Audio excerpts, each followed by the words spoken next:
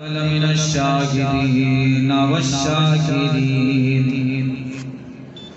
والحمد لله رب العالمين.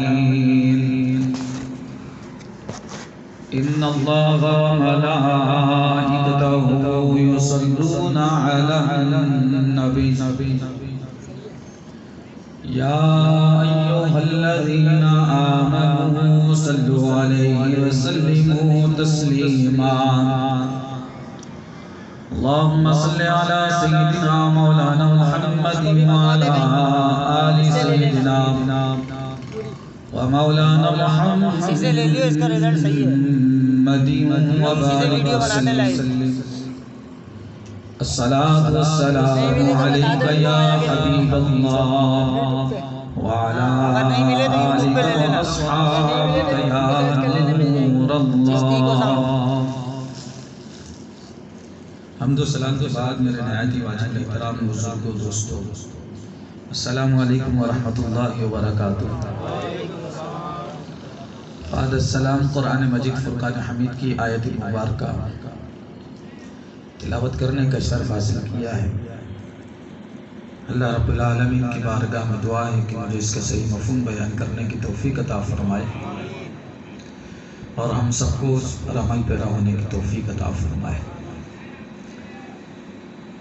آج کی یہ محفل بدر الدین صاحب کی والدہ محترمہ کے اصال ثواب کے لیے منعقد کی گئی ہے. دعا کرتے ہیں کہ اللہ تبارک و تعالی اس محفل میں جو کچھ پڑھا گیا، جتنا ذکر و اذکار ہوا، نعتیہ کلام پڑھے گئے، اور اب تک جتنا ذکر خیر، قرآن کی تلاوتیں، جو کچھ بھی پڑھا گیا ہے، اس کا ثواب اللہ تبارک و تعالی مرحومہ کو عطا فرمائے. اور جتنے حاضرین موجود ہیں، جتنی حاضرات ہیں، ان کے اہل خانہ سے بھی جو دنیا سے رخصت ہو گئے، ان تمام کو بھی اللہ تبارک و تعالی ثواب عطا فرمائے. موسم کی سردی کی شدت آپ بھی محسوس کر رہے ہیں اور ہم بھی کر رہے ہیں. اس سردی کے موسم کو مد نظر رکھتے ہوئے کوشش یہ کریں گے کہ جلد سے جلد اپنی گفتگو کو پائے تکمیل تک پہنچایا جائے.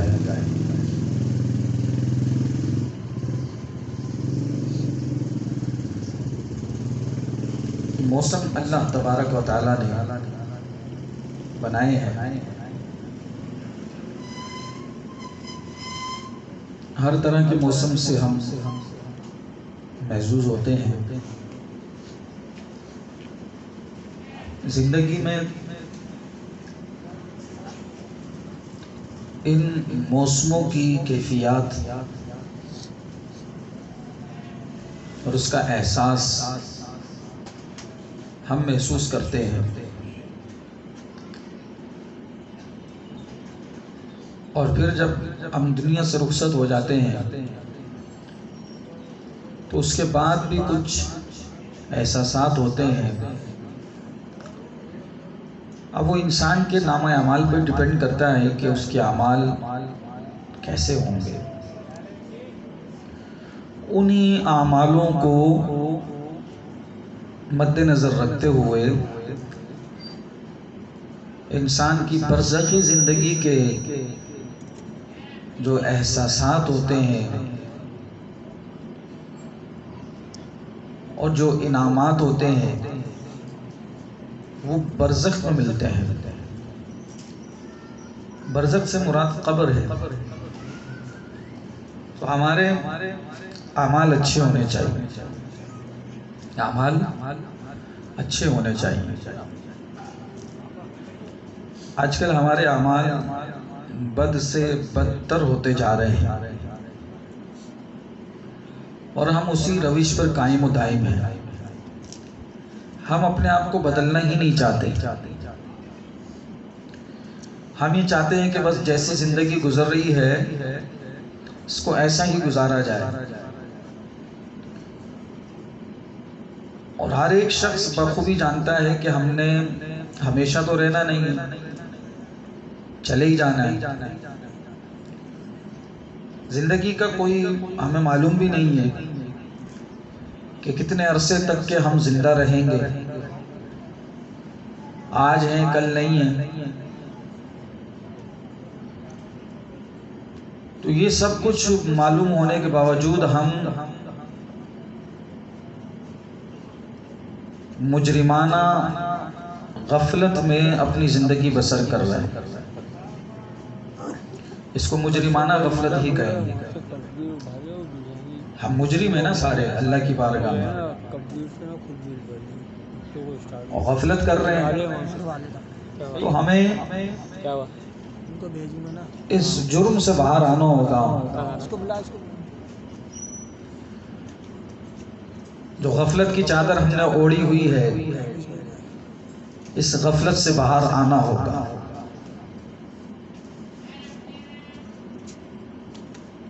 انسان کو اللہ تبارک و تعالی نے تخلیق فرمایا صرف و صرف ایک مقصد کے لیے، انسانوں کو بھی جنوں کو بھی۔ لیکن جو مقصد ہے اس مقصد حیات سے ہم بالکل بے خبر ہیں۔ ہمارا جینے کا جو اصل مقصد تھا اس مقصد کو ہم بھولے بیٹھے ہیں، اور اس مقصد کو ہم نے پس پشت ڈالا ہوا ہے۔ اللہ قرآن میں ارشاد فرماتا ہے وَمَا خَلَقْتُ الْجِنَّ وَالْإِنسَ إِلَّا لِيَعْبُدُونَ،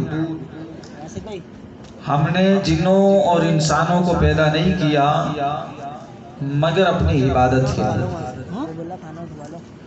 ہم جتنے بھی انسان ہیں ہم سب اس کی عبادت کے لیے پیدا ہوئے ہیں، لیکن ہم عبادتوں سے دور ہیں۔ ہم نے اپنی زندگی کا مقصد بنا لیا ہے دنیا، دولت، شہرت، عزت، بدگمانیاں، جھوٹ، دھوکہ، فریب، غیبت، ان تمام چیزوں کو ہم نے اپنی زندگی کا مقصد بنا لیا۔ حالانکہ ہماری زندگی کا مقصد تو یہ نہیں ہے۔ دنیا کے ساتھ ساتھ ساری چیزیں چلتی ہیں۔ اب دنیا میں رہنے کے لیے گھر کی ضرورت ہوتی ہے، دولت کی ضرورت ہوتی ہے، اولاد کی ضرورت ہوتی ہے، یہ ساری چیزیں ہیں، لیکن اس کے ساتھ ساتھ جو مقصد حیات ہے اس مقصد حیات کو ہم بھولے بیٹھے ہیں۔ ہم اس چیز سے بے خبر ہو گئے کہ ہمیں مرنا ہے، ہمیں خبر ہی نہیں ہے۔ ہمیں خبر ہونی چاہیے کہ مرنے کے بعد اللہ کی بارگاہ میں ہم نے حاضر ہونا ہے، اور وہاں پر ہم نے ایک ایک چیز کا حساب دینا ہے۔ اب وہ حساب ہمارے لیے بڑا مشکل ہو جائے گا، وہ حساب بڑا مشکل ہو جائے گا۔ پروفیسر عقیل احمد صدیقی صاحب نے ایک بڑی پیاری بات ہمیں ایک دفعہ سنائی تھی، میں چاہتا ہوں کہ وہ آپ کے سامنے رکھوں تاکہ آپ کو بھی معلوم ہو۔ حساب کے حوالے سے اگر کوئی کام کرتا ہے اپنے کمپنی میں، کوئی مینیجر ہوتا ہے وہ اپنے سیٹ کو حساب دیتا ہے، سپروائزر ہوتا ہے وہ مینیجر کو حساب دیتا ہے، وہ ساری چیزوں کا حساب کتاب ہوتا ہے۔ گھر میں جو سربراہ ہوتا ہے اس کے جو ماتحت ہوتے ہیں، سربراہ خرچ کرتا ہے تو وہ اسے، اس کے جو ماتحت ہیں وہ اسے حساب دیتے ہیں، جتنا خرچہ ہوا یہاں لگایا وہاں لگایا، یہ ساری چیزیں۔ لیکن ایک حساب اللہ کی بارگاہ میں دینا ہے، وہاں پر ذرے ذرے کا حساب دینا ہوگا، ذرے ذرے کا، کتنا کمایا، کہاں خرچ کیا، کتنا خرچ کیا، کس جگہ خرچ کیا، کیسے خرچ کیا، حلال کمایا، حرام کمایا، ہر ایک چیز کا پوچھا جائے۔ ہر ایک چیز سے. بڑی مشہور و معروف بات ہے، حساب و کتاب کے حوالے سے ایک موچی تھا نا، وہ روز کے 8 آنے کماتا تھا. ایسی 8 آنے کماتا تھا. کتنے؟ آپ لوگ تھک گئے، ظاہر سی بات ہے، ٹھنڈ اتنی لگ رہی ہے، میں خود کب کپا رہا ہوں تھوڑا تھوڑا، تھوڑی ہاں صحت اچھی ہے تو تھوڑا بیٹھا ہوں. کتنے؟ 8 آنے. پھر قرآن کی آیت سن لیں تاکہ تھوڑا سا اللہ کا کلام ہمارے دل میں بیٹھے تو ہمیں خوشی ہو اور ہمیں سردی کا احساس نہ ہو. سنا دوں؟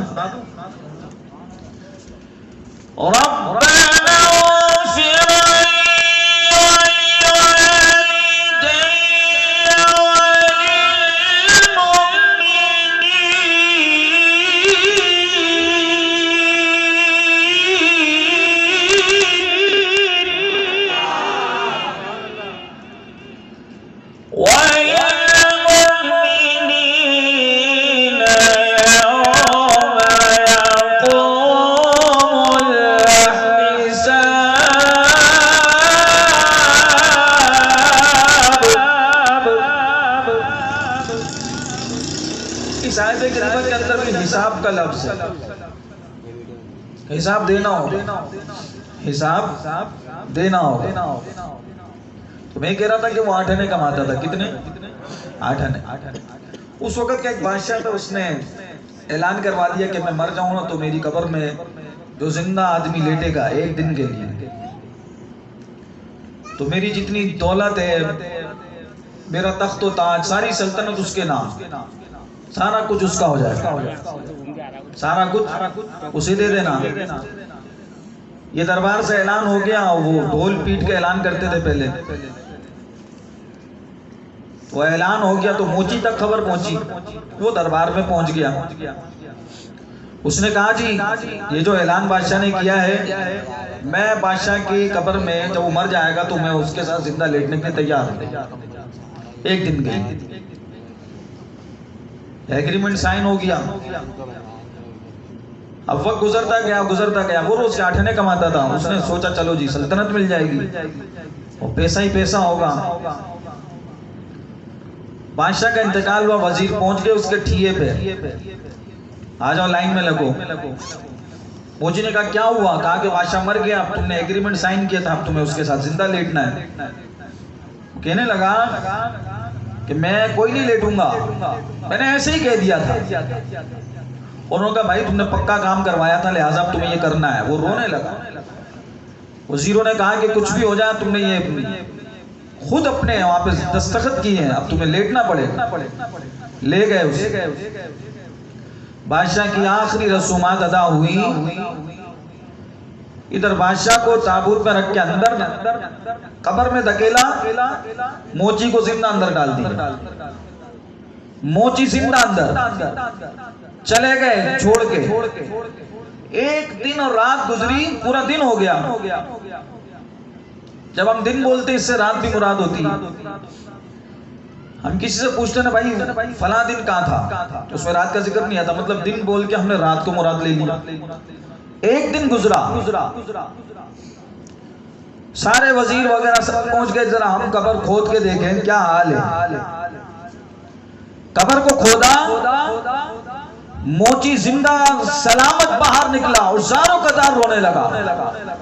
وزیروں نے کہا کہ اب تو خوش ہو جا، تجھے تخت و تاج مل گیا، سلطنت مل گئی، ساری دولت تیری ہو گئی، بادشاہت تیری ہو گئی. روتا کیوں ہے؟ وہ کہنے لگا کہ مجھے تخت و تاج اور سلطنت اور دولت کی ضرورت نہیں.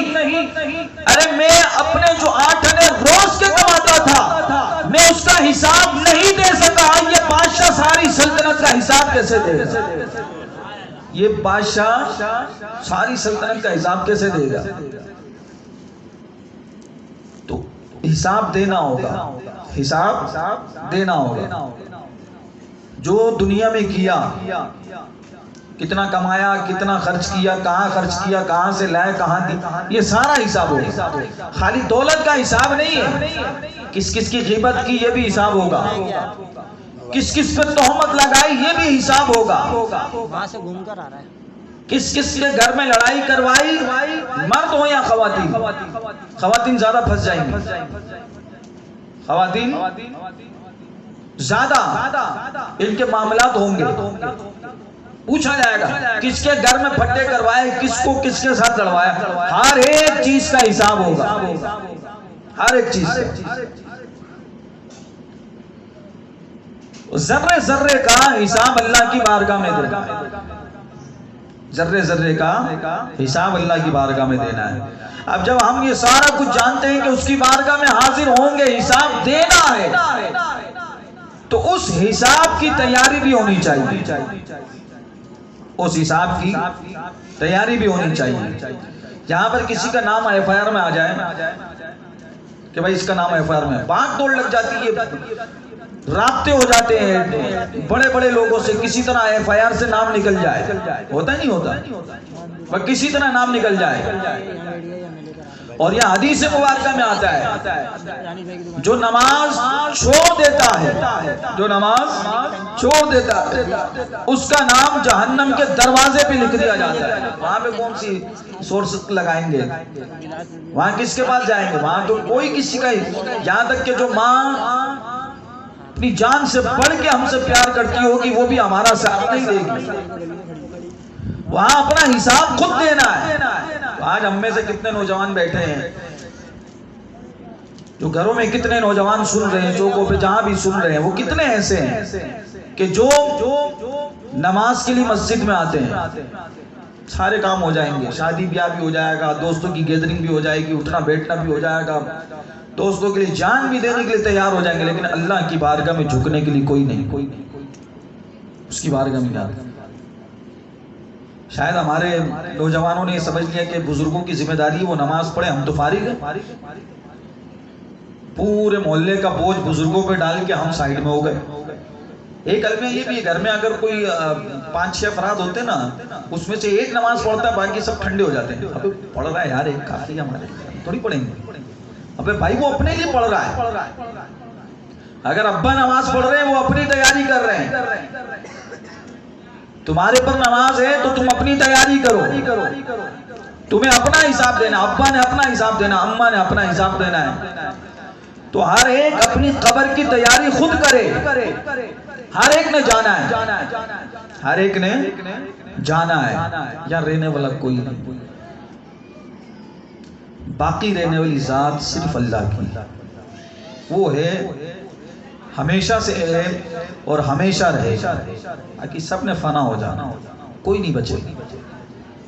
تو میرے دوستوں، میرے بزرگوں، میری ماؤں بہنوں، اپنی آخرت کی تیاری میں وقت لگائیں، اپنے رب کو راضی کریں. جو اپنے رب کو راضی کر لیتا ہے وہی کامیاب ہے، اور جو رب کو راضی نہیں کرتا وہ ناکام ہے، وہ برزخ میں ہی پھنس جاتا ہے، یعنی کہ قبر کے اندر ہی پھنس جاتا ہے، وہیں پر اس کا حساب کتاب شروع ہو جاتا ہے، عذاب ہونا بھی شروع ہو جاتا ہے. تو اگر اپنی آخرت اچھی کرنا چاہتے ہیں تو اپنے اعمال درست کریں، اپنے آپ کو درست سمت کی طرف لائیں. تو آج ظاہر سی بات ہے جس کے گھر میں سے کوئی پڑا چلا جاتا ہے، کسی کا باپ، کسی کی والدہ، کسی کے بھائی، ایک صدمہ تو ہوتا ہے نا دل کے اندر، ایک دکھ ہوتا ہے. تو پھر اللہ تبارک و تعالیٰ نے اس دکھ کے مداوی کے لیے صبر کو پیدا کیا ہے. وقت گزرتا رہتا ہے، انسان صابر ہو جاتا ہے، صبر کرنے والا ہو جاتا ہے، پھر اس کو صبر آ جاتا ہے. لیکن یہی لمحہ ہمارے اوپر بھی آنے والا ہے، ہم نے بھی چلے جانا ہے. پھر ہمارے غم میں کوئی ہوگا، پھر وہ چپ ہو جائے گا. ہماری قبر پہ آنے والے آئیں گے، پھر رفتہ رفتہ وہ بھی بھول جائیں گے. پھر ہماری قبر میں صرف وہی چیز کام آئے گی جو ہم نے اچھے عمل کیے ہوں گے، اچھے عمل. تو آج سے اچھے اعمال کرنا شروع کر دیں، اچھے عمل ہوں گے تو پھر ہماری آخرت اچھی ہوگی. حضور صلی اللہ علیہ وسلم کے ایک صحابی،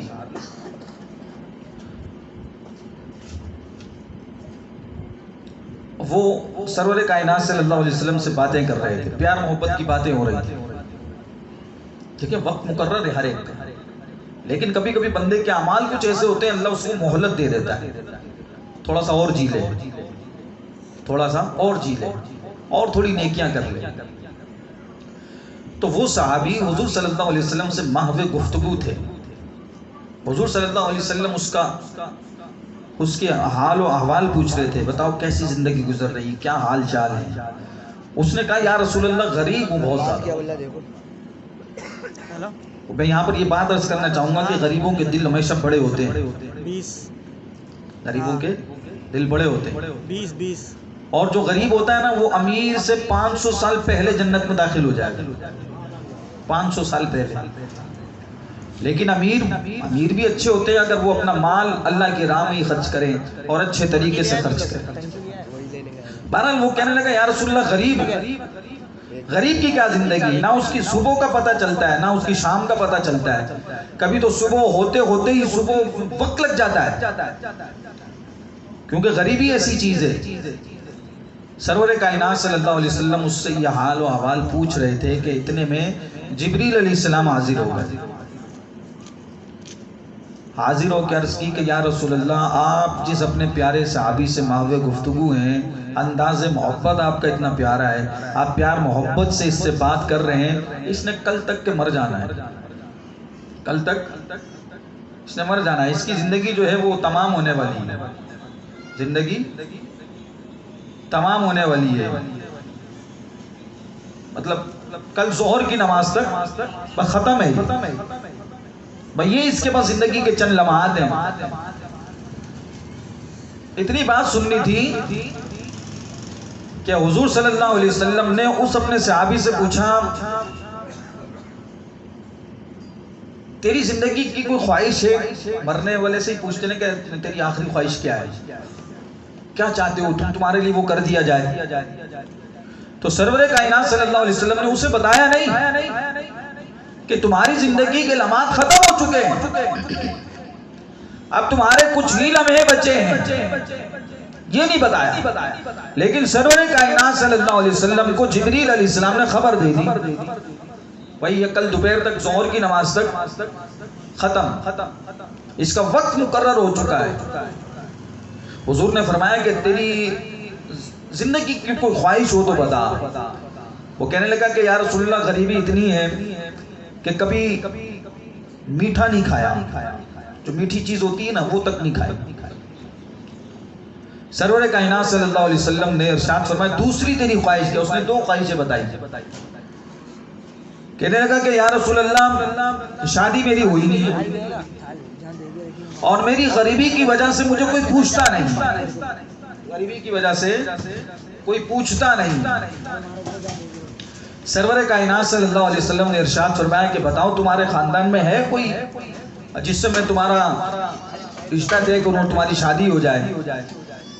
اس نے کہا یا رسول اللہ میرے خاندان کے امیر ترین لوگ ہیں، میں ہی غریب ہوں اور میرے چچا کی جو بیٹی ہے وہ نہایت ہی شریف خاتون ہے اور مالدار ہے، تو وہ چچا تو مجھے نہیں دے گا.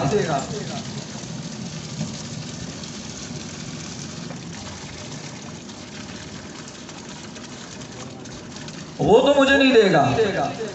سرور کائنات صلی اللہ علیہ وسلم نے ارشاد فرمایا کہ سنو میرے صحابی، اور صحابہ اکرام کو بلایا. کہا کہ ابو بکر کو بلا کے لے آؤ، عثمان غنی کو بلا کے لے آؤ، علی شیر خدا کو بلا کے لے آؤ. اور اپنے اصحاب کو جمع کیا. جمع کرنے کے بعد ارشاد فرمایا کہ جاؤ اس لڑکے کے چچا سے جا کے کہو کہ تمہاری بیٹی کا جو رشتہ ہے وہ رسول اللہ نے طے کر دیا اور شادی بھی ابھی ہوگی. شادی بھی ابھی ہوگی. وہ نوجوان خوش ہو گیا کہ رسول اللہ صلی اللہ علیہ وسلم نے میری زندگی کی خواہش پوری کر دی. سرور کائنات صلی اللہ علیہ وسلم نے کسی کو کہا کہ اس کے لیے برتنوں کا انتظام کرو، کسی سے کہا کہ چارپائیوں کا انتظام کرو، کسی سے چادروں کا انتظام کرنے کے لیے کہا. عثمان غنی رضی اللہ تعالیٰ عنہ کو بلایا کہ اس کے لیے بہترین حلوہ بناؤ، ایسا حلوہ بناؤ کہ آج تک کسی نے ایسا حلوہ تیار نہ کیا ہو. یہ ساری چیزیں تیار ہو گئی. رسول اللہ صلی اللہ علیہ وسلم نے اپنے صحابی کا نکاح اس خاتون کے ساتھ کر دیا، اسے رخصت کر دیا، اس کی خواہشات کو پورا کیا۔ ایک تو حلوہ کھانے کی، بہترین حلوہ عثمان غنی سے تیار کروایا، سارا جہیز کا سامان صحابہ کرام سے جمع کروایا۔ ایک صحابی کو کہا کہ تیرا مکان ہے، تیرا مکان ہے؟ اس نے کہا کہ ہاں یا رسول اللہ مکان ہے۔ کہا کہ اسے دے دے۔ اس نے کہا یا رسول اللہ میرا مکان قربان۔ سارا انتظام کر دیا۔ ماں کتنا پیار کرتی ہے بچے سے، اس کی تمام خواہشات کو پورا کرتی ہے، اپنی خواہشات کو مار دیتی ہے، لیکن رسول اللہ صلی اللہ علیہ وسلم اپنے صحابی سے ماں سے بڑھ کے پیار کر رہے ہیں۔ اس کی زندگی کے کچھ لمحات رہ گئے، اس کی خواہشات کو پورا کر رہے ہیں اور اسے بتایا تک نہیں۔ وہ اپنی دلہن کو لے کے رخصت ہو گیا، گھر چلا گیا۔ عثمان غنی رضی اللہ تعالیٰ عنہ نے بہترین حلوہ بھجوا دیا۔ ایک صحابی کی ڈیوٹی لگا دی، ایک صحابی کی ڈیوٹی لگا دی، کہا کہ ظہر سے لے کے عصر تک اس کے گھر کے پاس چکر لگاتے رہنا، اس کے گھر کے پاس چکر لگاتے رہنا، اور مجھے خبر کرنا، رونے کی آواز آئے تو مجھے بتا دینا، رونے کی آواز آئے تو مجھے خبر کر دینا۔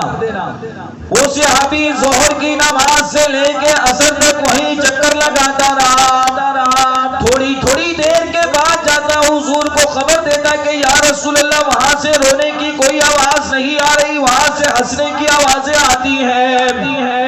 عصر کی نماز کا وقت ہو گیا، وہاں سے رونے کی آواز نہیں آئی۔ سرور کائنات صلی اللہ علیہ وسلم سجدے میں گر گئے، اللہ کی بارگاہ میں شکر ادا کیا، پھر اللہ کی بارگاہ میں عرض کی کہ یا اللہ معاملہ کیا ہے؟ جبریل نے مجھے لوح محفوظ سے خبر دی تھی ظہر تک اس کا انتقال ہو جائے گا، لیکن عصر ہو گئی ابھی تک زندہ ہے۔ اللہ کی بارگاہ سے آواز آئی کہ میرے نبی بات یہ ہے کہ اس نے اپنی خواہشات کو پورا کر لیا، ساری زندگی جو اس نے حلوہ نہیں کھایا آپ نے اس کی خواہش کو پورا کر دیا۔ جب یہ میاں بی بی اس کو کھانے کے لیے بیٹھے، دروازے پہ دستک ہوئی، آواز آئی کہ بھوکا ہوں، بہت دنوں سے کوئی مجھے کھانا کھلا دے۔ اس نوجوان نے اپنی بیوی سے کہا کہ دیکھ ہمیں اللہ نے دیا ہے، اگر تیری اجازت ہو تو وہ بھوکا ہے، ہم اسے کھلا دیتے ہیں، اللہ ہم سے راضی ہو جائے گا۔ وہ حلوہ میاں بی بی نے اسے دے دیا۔ میرے محبوب یہ ادا مجھے اتنی پسند آئی کہ میں نے تقدیر بدل دی اور انہیں زندگی عطا کر دی، میں نے تقدیر کو بدل دیا۔ جبرائیل نے جو دیکھا تھا لوح محفوظ پر وہی تھا، اس نوجوان کا انتقال ہونا تھا، لیکن اس نے میری راہ میں قربان کر دیا، ایک بھوکے کا پیٹ بھر دیا، اس نے دعا دی اللہ تجھے اولاد دے، اللہ خوشیاں دے، میں نے اس بھوکے کی دعا کو سنا، اسے زندگی عطا کر دی۔ تو انسان جو ہے وہ اپنے اعمال اچھے کرتا ہے نا، کبھی کبھی اس کی زندگی بھی بچ جاتی ہے۔ ہم نے دیکھا ہوگا اکثر خطرناک ایکسیڈنٹ ہو گیا، بچ گئے، کیسے بچ گئے؟ اس لیے بچ جاتے ہیں کہ ہمارا کوئی نہ کوئی اللہ کی بارگاہ میں دیا ہوا صدقہ کام آ جاتا ہے، کوئی نہ کوئی صدقہ بلاؤں کو ٹالتا ہے۔ لیکن ہونا تو وہی ہوتا ہے جو اللہ کی مرضی ہوتی ہے، لیکن ہمیں اپنے اعمال درست کرنے چاہیے۔ اعمال اچھے ہوں گے تو ہماری قبر بھی اچھی ہوگی۔ ہم نماز پڑھتے ہیں روزانہ، اس میں ہم پڑھتے ہیں الحمدللہ رب العالمین، تمام تعریفیں اس کے لیے جو رب العالمین ہے، یعنی کہ تمام جہانوں کا پالنے والا ہے۔ یہ پوری دعا ہم کرتے ہیں سورہ فاتحہ کی صورت میں، اس کے بعد ہم نماز پڑھتے ہیں، تحیات میں بیٹھتے ہیں، آخری تشہد میں تحیات پڑھتے ہیں، درود شریف پڑھتے ہیں، اور اس کے بعد ہم دعائیں معصورہ پڑھتے ہیں، دعائیں معصورہ پڑھتے ہیں. اس میں ہم کہتے ہیں آخری الفاظ جو میں نے تلاوت کیے تھے، ربنا اغفر لی، یا اللہ تو میری بخشش فرما، ولی والدیہ، اور میرے والدین کی بخشش فرما، وللمؤمنین، اور جتنے مومنین ہیں تمام کی بخشش فرما، یوم یقوم الحساب، جس دن حساب قائم کیا جائے گا، یعنی کہ جس دن تو حساب لے گا یا اللہ اس حساب کے دنوں میں میرے ماں باپ کی بخشش فرما دے، میری بخشش فرما دے، اور جتنے مومنین ہیں تمام کی بخشش فرما دے. تو ہم اپنے والدین کے لیے دعائیں کرتے ہیں، ہم اپنے ماں باپ کو نہیں بھولتے اور بھولنا بھی نہیں چاہیے. یہ بھولنے والی چیز ہی نہیں ہے. جس کے ماں باپ ہوتے ہیں وہ بڑے خوش نصیب ہیں. جس کے دنیا سے چلے گئے وہ ان کے لیے دعائیں مغفرت کرتے ہیں، فاتحہ خوانی کرتے ہیں، اہتمام کرتے ہیں، ایصال ثواب کرتے ہیں، تاکہ ان کے والدین کو برزخ کے اندر اللہ تبارک و تعالیٰ اس کا اچھا صلہ عطا فرمائے، ان کی بخشش فرمائے، ان کے درجات کو بلند فرمائے. تو ہمیں اپنے والدین کے لیے یہ سب کرنا چاہیے، اور والدین کے ساتھ حسن سلوک، ان کے ساتھ اچھا رویہ یہ رکھنا چاہیے، کیونکہ وقت پلٹتا ہے نا پھر دوبارہ. آج والدین کے ساتھ اچھا کریں گے، کل کو ہماری اولاد ہوگی ہمارے ساتھ بھی وہ اچھا کرے گی. آج برا کریں گے تو کل آپ کی اولاد ہوگی، آنے والی نسل آپ کے ساتھ بھی وہی کرے گی جو آپ نے اپنے والدین کے ساتھ کیا ہوگا. تو ماں باپ ایک عظیم نعمت ہوتے ہیں. اس عظیم نعمت کا ہمیں پتہ اس وقت چلتا ہے جب یہ ہم سے جدا ہو جاتے ہیں. جب ہوتے ہیں تو اس وقت ہم بالکل کوئی ان کی پرواہ نہیں کرتے، کوئی ان کے ساتھ ہم حسن سلوک نہیں کرتے. میں آپ کو کیا کیا بتاؤں، میرے پاس ابھی ہے تیری نظر میں اور مجھ سے زیادہ علم والا. اللہ نے فرمایا کہ ہاں موسیٰ علم والے اور بھی ہیں، علم والے اور بھی ہیں، خالی تجھے ہی علم نہیں عطا کیا. عرض کی کہ اللہ مجھے اس سے ملا، کہا کہ جاؤ ملنا چاہتے ہو پہلے تلاش کرو. تلاش کرنے کے لیے چل پڑے. اللہ نے ہدایت دی کہ آپ سب سے پہلے قصاب سے ملو. قصاب اس کے پاس گئے.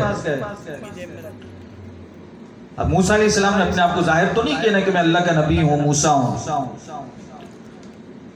اس سے دوستی ہوئی، اس نے کہا کہ ٹھیک ہے میں آپ کو اپنا دوست بناتا ہوں. دوست بنایا، اس نے گوشت کاٹا، بازار سے مچھلی لی اور گھر گیا.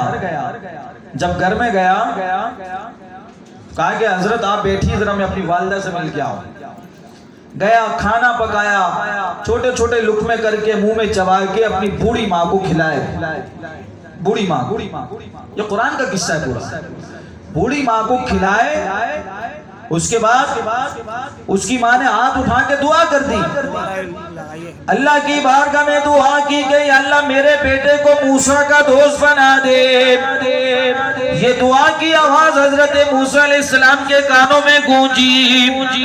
حضرت موسیٰ علیہ السلام وہیں سے پکار اٹھے، کہنے لگے کہ تیری دعا قبول ہو گئی. میں ہی اللہ.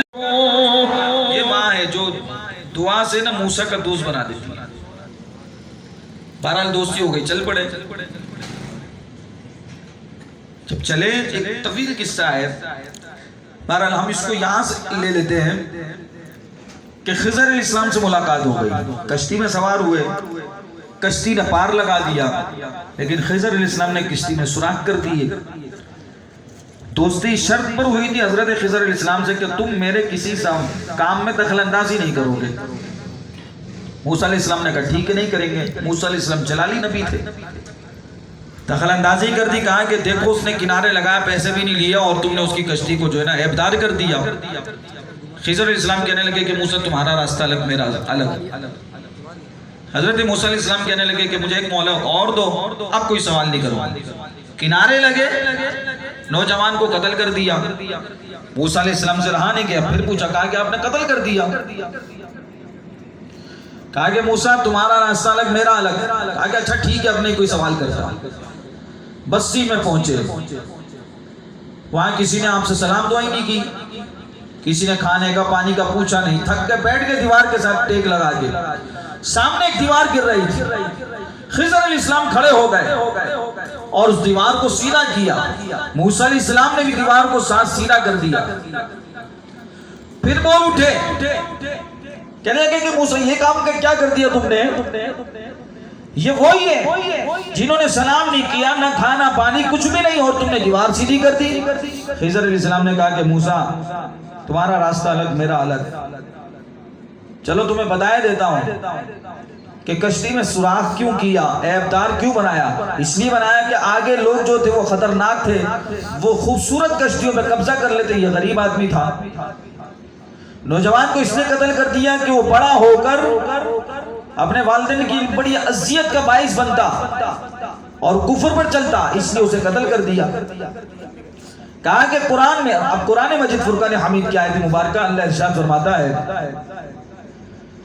وَأَمَّا الْجِدَارُ فَكَانَ لِغُلَامَيْنِ يَتِيمَيْنِ فِي الْمَدِينَةِ وَكَانَ تَحْتَهُ كَنزٌ لَهُمَا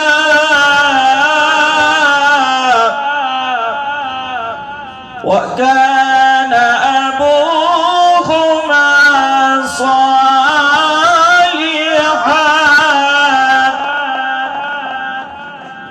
موسیٰ علیہ السلام سے خضر علیہ السلام کہنے لگے کہ سنو موسیٰ, یہ دیوار میں نے اس لیے سیدھی کی ہے کہ اس دیوار کے اندر قرآن مجید فرقان حمید میں وَأَمَّا الْجِدَارُ فَكَانَ لِغُلَامَيْنِ يَتِيمَيْنِ, بہرحال یہ دیوار ہے یہ تو یتیم بچوں کے لیے فی المدینہ تھی, اس شہر میں جو یہ دیوار ہے. وَكَانَ تَحْتَهُ كَنْزٌ لَهُمَا, اس دیوار کے نیچے خزانہ دفن ہے. وَكَانَ أَبُوهُمَا صَالِحًا, اور ان دونوں کا جو باپ ہے وہ نیک آدمی اللہ کا ولی تھا. اس لیے ان یتیم بچوں کے خزانے کی حفاظت کرنا اللہ نے میرے ذمہ لگائی تھی, تاکہ اس کا صلہ اس کے باپ کی نیکی کا صلہ اللہ تبارک و تعالی اس کی اولاد کو عطا فرمائے.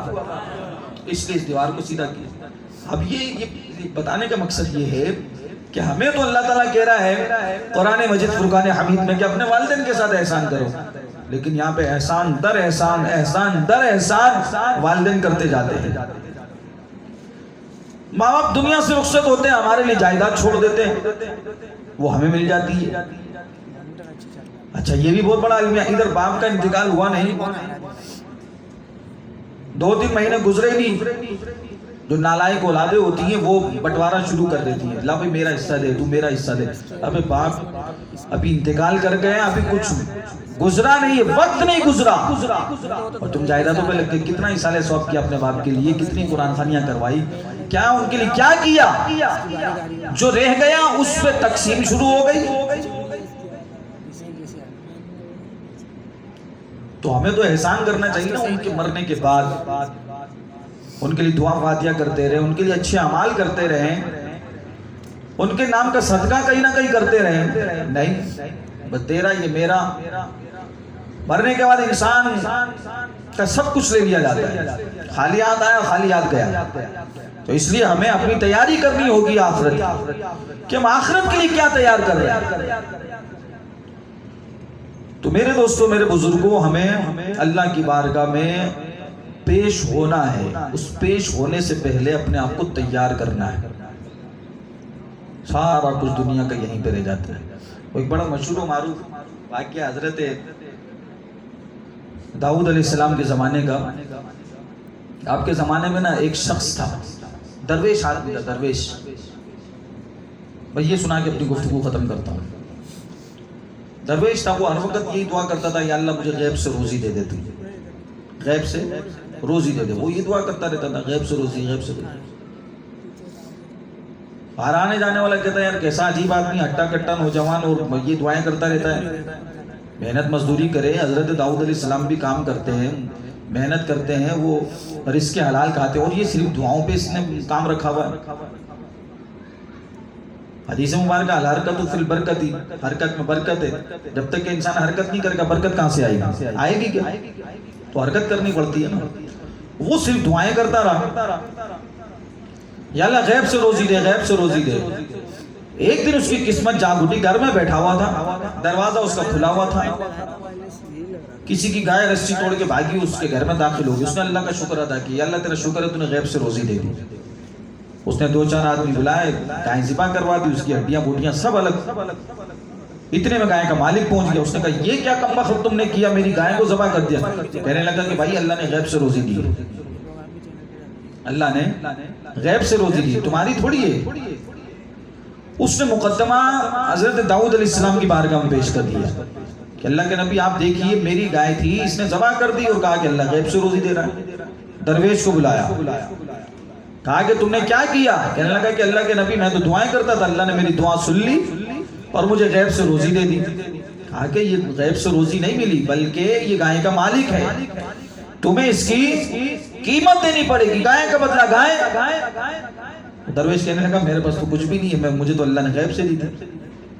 فیصلہ اس کے گائے کے مالک کے حق میں سنا دیا، کہا کہ کل اس کی گائے واپس کرنا۔ اب کل کا دن جب آیا، جب میں غفیر، درویش بھی حاضر، گائے کا مالک بھی حاضر، وہیں پر حضرت داؤد علیہ السلام نے اعلان کر دیا کہ میں اپنا فیصلہ بدلتا ہوں، تو اسے گائے معاف کر دے، تیرے پاس بڑے مویشی ہیں، تیری یہ گائے سے کیا ہوگا؟ اس نے کہا کہ یہ کیا بات ہوئی، آپ نے کہا تھا گائے دے گا، آج آپ کہہ رہے کہ معاف کر دو، میں معاف نہیں کر رہا، مجھے گائے چاہیے۔ حضرت داؤد علیہ السلام نے ارشاد فرمایا کہ دیکھ تیرے عیبوں پہ پردہ ڈالا، اسے ڈالا ہے۔ جو آج ہم ایک دوسرے کے عیب اچھالتے ہیں نا، جستجو میں لگ جاتے ہیں، ابھی اس نے کیا کیا، اس کے گھر میں کیا ہو رہا ہے، ابھی وہ اس کی بہن بھاگ گئی، کوئی نہ کوئی چکر ہوگا، اس کے گھر میں پھٹا ہو رہا ہے، ایک دوسرے کا عیب تلاش کر رہے ہیں۔ آج ایک دوسرے کا ڈھونڈیں گے، کل کو اللہ ہمارے عیبوں میں پردہ نہیں ڈالے گا، عیب کھول دیے جائیں گے۔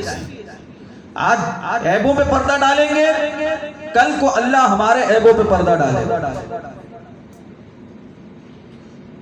تو حضرت داؤد علیہ السلام نے اس کو سمجھایا، دیکھ جانے دے، ایک گائے سے کیا ہوتا ہے، وہ نہیں مانا، سمجھاتے رہے، وہ نہیں مانا، کہنے لگا کہ مجھے گائے چاہیے، اس نے میری گائے کو ہلاک کیا ہے، مجھے اس کا بدلہ چاہیے۔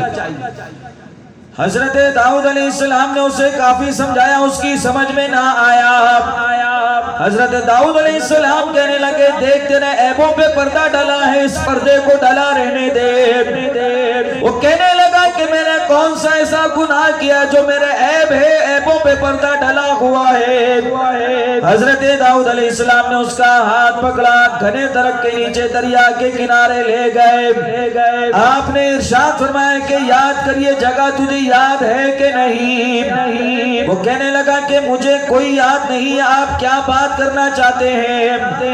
وہاں پہ کھڑے ہو کر بھی حضرت داؤد علیہ السلام نے ارشاد فرمایا کہ دیکھ تو اپنے عیبوں سے پردہ اٹھانا چاہتا ہے، میں ابھی بھی کہتا ہوں کہ گائے کو معاف کر دے۔ اس نے کہا کہ معاف نہیں کروں گا۔ حضرت داؤد علیہ السلام نے اس جگہ سے گڑھا کھدوایا، گڑھا کھودا تو اس میں سے ایک لمبا چھرا برآمد ہوا۔ آپ نے فرمایا کہ چھرے کے بارے میں جانتا ہے کہ نہیں؟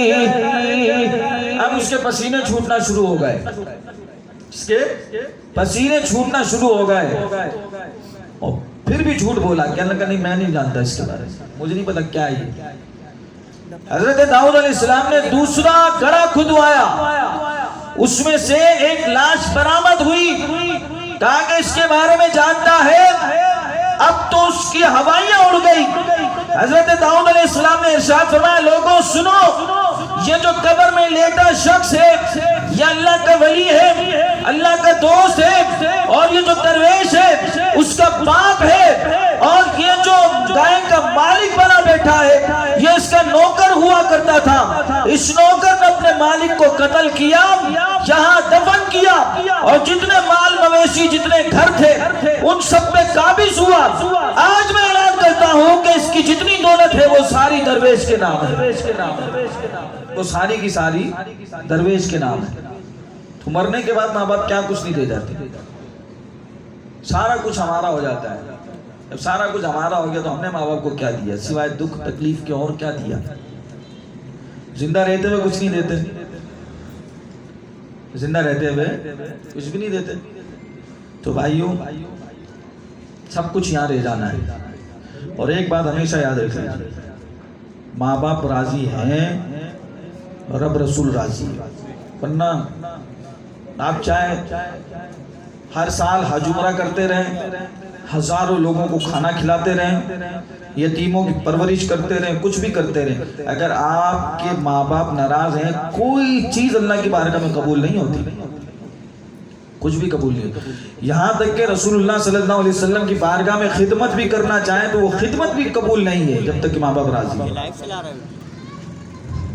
حضور صلی اللہ علیہ وسلم کی بارگاہ میں ایک صحابی آئے نا شام سے، کہنے لگے یا رسول اللہ بس اب میں نے ساری زندگی آپ کے نام کر دی، اب آپ کی بارگاہ میں رہوں گا اور آپ کی خدمت کروں گا، آپ کی خدمت میں رہنا چاہتا ہوں، اپنی زندگی کے آخری جو ایام ہے میری وہ آپ کی بارگاہ میں گزارنا چاہتا ہوں۔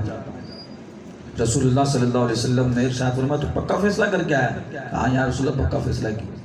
حضور نے فرمایا کہ یہ بتا ماں باپ سے اجازت لے کے آیا؟ اس نے کہا یا رسول اللہ اجازت لے کے آیا۔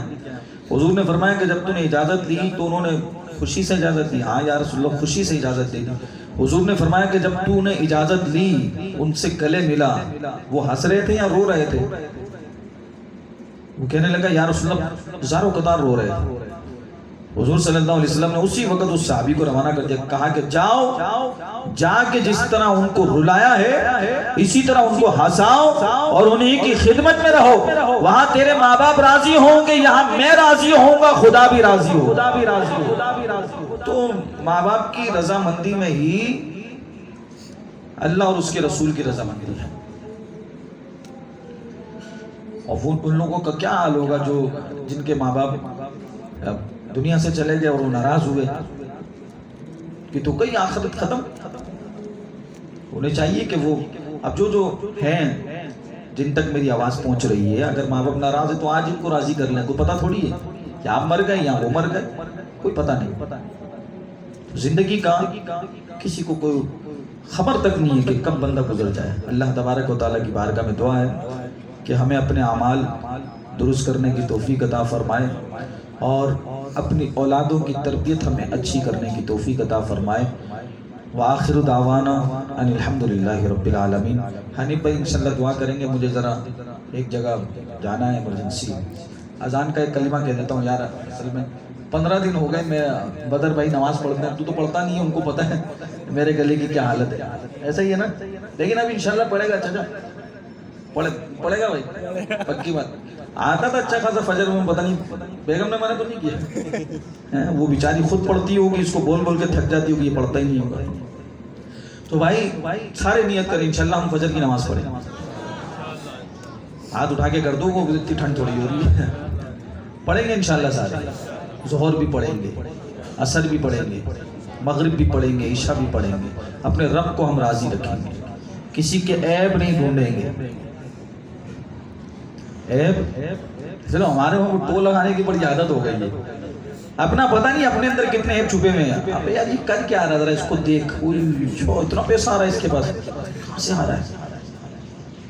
ابے کہیں نہ کہیں تو اس نے 2 نمبری کی ہوگی۔ ابے بھائی کہیں سے آ رہا ہے، تجھے اس سے کیا لینا؟ اپنا کام کر، کسی کے عیبوں کو تلاش نہ کریں۔ اگر اس کے اندر اچھائی ہے تو اس کو بیان کریں، برائی ہے تو اس کو چھوڑ دیں۔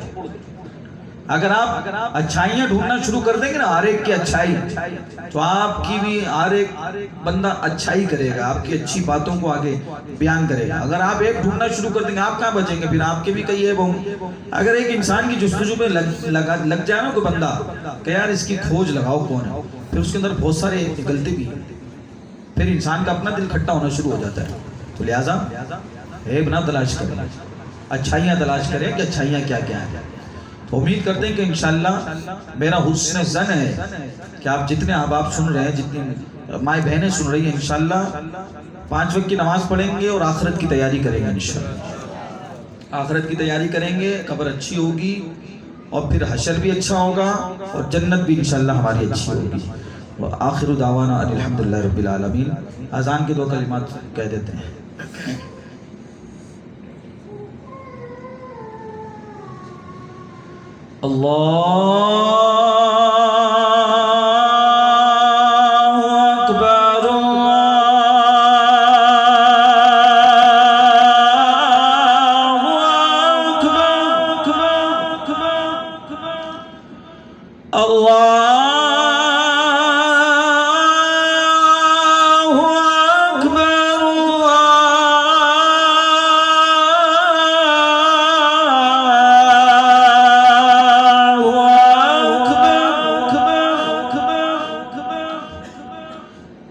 أشهد أن لا إله إلا الله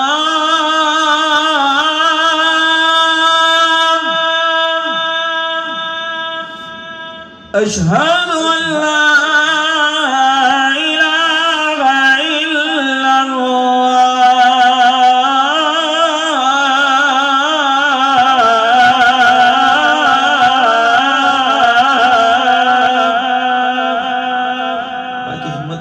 انشاءاللہ صلاۃ والسلام ہوگا. صلاۃ والسلام کے بعد حنیف بھائی انشاءاللہ دعا کریں. اس کے بعد لنگر کا اہتمام ہے, سب کھا کے جانا بھائی.